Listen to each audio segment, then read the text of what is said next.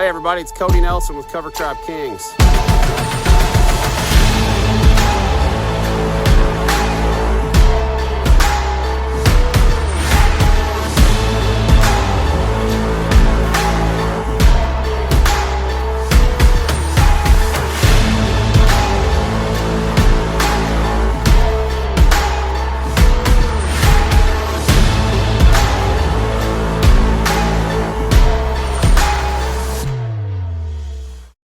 We're going to do an update today on the cows.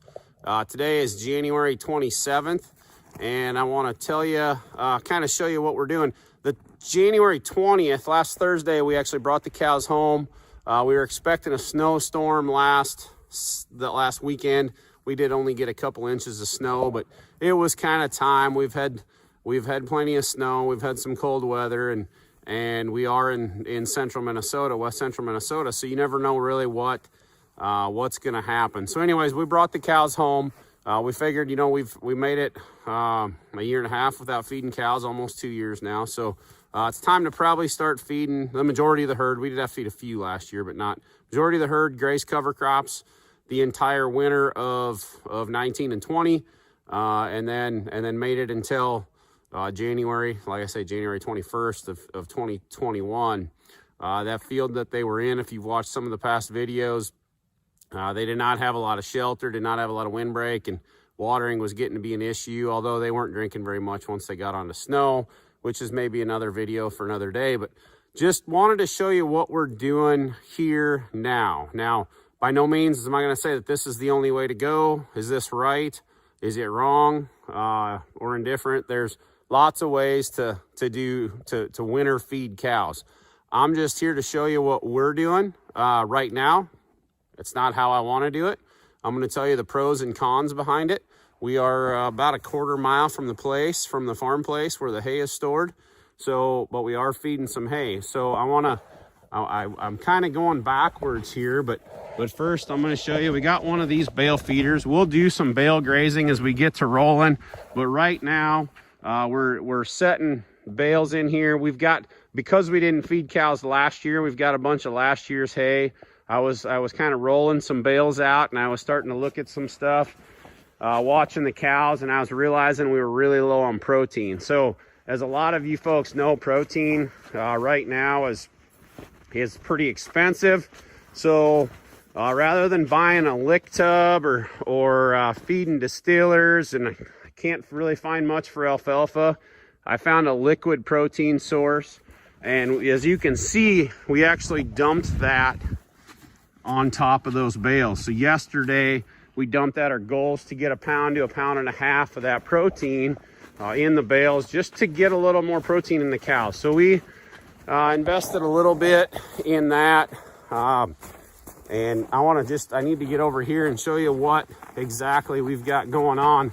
How I do it, I'm trying to feed 2 days at a time right now, and we got to stretch that out because it's killing me. I like doing a week, maybe 2 weeks at a time. I got to make a few adjustments to the tractor. We got a different tractor now, so we got to make some adjustments to that, get the grapple set up, and kind of get things easier to do. Right now we're using that track skid loader, that Case TR270. It's nice. You almost can't get it stuck, but I'll tell you, it's not so bad when you got a bale on, but it is rough going back over frozen cow pies. So anyways, what I do is I figure I need about 3 bales to get the cow herd, this main herd, through. So I come back out here in this open spot. Remember, my main goal is to make sure that we do not have to haul manure. So we're just in the second day of doing this. So I just rolled out a bale. Yeah, we do have one calf there. We had a little hiccup, a little surprise. I got to go back through the records and figure out what happened there. But today's Wednesday. On Monday morning, I rolled that bale out. You can see we spread it out. Yeah, we do have some waste, but we're building carbon. I think there's a lot of nutrients there that are going to go back into that pasture. You can see the cows spent quite a bit of time there. And what we see happening is those cows will clean up these bales decently. And I can tell you, we'll come back in the spring that'll be some of the best grass we'll have. It's in the areas where we rolled out bales. So anyways, we roll out that bale, get the cows there, get them content. You can see they're pretty happy. And then we come back over here and we do the hay feeders. And as long as I do both of that, I couldn't just do the hay feeder simply because I wouldn't have enough space with that feeder.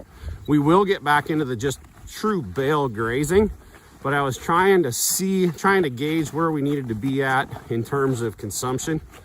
And I like to do it where we give them 2 to 3 days in an area. We've got several, I'll call them paddocks or different pastures throughout the farm. And then I like to base it on the weather. So I can always look at, okay, it's gonna be real windy. Let's get them down in the bottoms here so we can get them out of the wind. Right now would actually be a prime time to be grazing up on the flat pasture up front.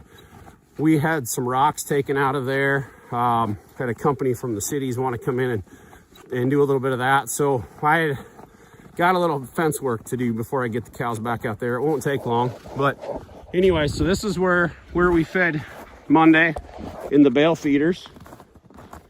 And this is what's left.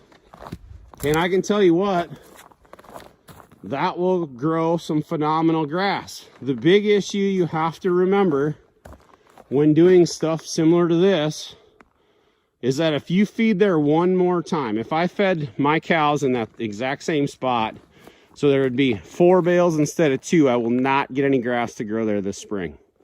I still may not get much right away this spring. I'll get a lot this summer, and next year we'll get a ton. So this is that same area. If you guys go back to the old videos, you can see how thick this was. And we've really opened it up. Now, we had some storms come through this summer. We had some 80+ mile-an-hour winds, and we lost several trees, and you can see there's tops falling off. But we've really been able to open up the bottom here, and that's what we want to keep doing. I just need one more season, and I think we'll be able to get pushed right up to the river, which is what our goal is, and we're going to get this all cleaned up. The one advantage to the skid loader over the tractor, I will say, as we start to bale graze back in here, is I can get bales set further in the trees. So we've done all of this clearing with cows. We have not used any brush cutters or mowers. We do have a brush cutter for the front of the skid loader. So we are using that mower to get the trails cleared out, but this area in particular, we're trying to keep just to use the cows and the bale feeding. Hopefully at some point in time, we do potentially get some goats or something like that out here. That's something we've talked about, we've looked at. But this summer too, we're also gonna try and do a better job of summer grazing it. So we did summer graze it 2 summers ago, and it really helped to open things up considerably. This last summer, it was its summer off, kind of took a break, and now it's going to be time again to hit it pretty good this spring. So there's about 100 acres back in here of kind of timber and meadows and whatnot. So we'll keep showing you.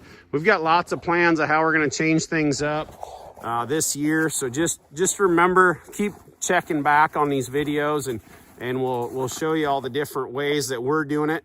Right now, because we had one field that we did tried some experiments on, we ended up chopping that field for silage. So we are starting the skid loader every day to feed that silage, which as many of you that know me know, I cannot stand that, but we're feeding that to some young stock. It is working pretty good, not to these cows, but we're doing it to the young stock, and it is some really good feed. I gotta figure out, I've got some ideas on how we can do that in the future too.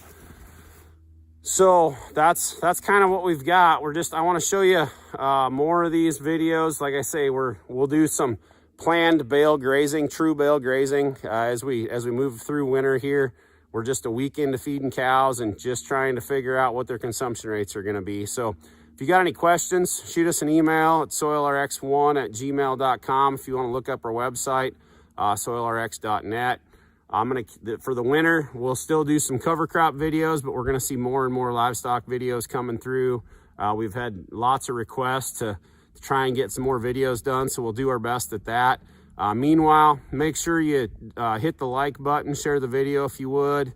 If you would, please subscribe. We like seeing the subscribers. That way we can make sure you get these messages or these videos pushed out to you right away. So other than that, have a good day. God bless the USA. Have a good one. Talk to you soon.